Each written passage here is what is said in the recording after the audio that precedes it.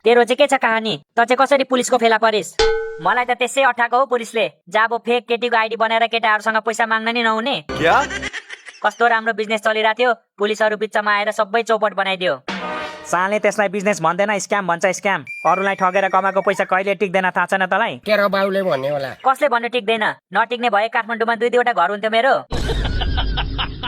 मलाई त साथीले एमालेको आन्दोलनमा जाम खान पाइन्छ भनेर गएको, लास्टमा पुलिसको भाटा खानुपर्ने रहेछ। मलाई के थाहा, सुरुमा भाटा खाइयो त्यसपछि जेल आइयो। अब रिग्रेट हुँदैछ होला तँलाई हैन? दाजु तपाईँ चाहिँ कसरी समातिनु भयो नि?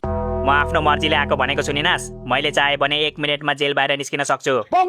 अनि जेलभित्र चाहिँ के खानु बसिरहेको त? कि पुलिसनीसँग लप पर्दैछ तेरो? हलिउडको हिरोनीहरूलाई बाल नदिने मान्छे म तेरो पुलिसनीसँग लप गर्छु?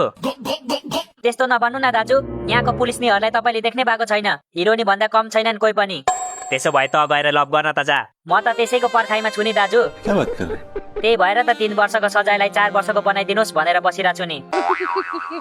त्यो गालामा कोठी भएको पुलिस नि मेरो है। आँखा लाइस भने तेरो आँखा झिकेर गिद्धलाई खुवाइदिन्छु।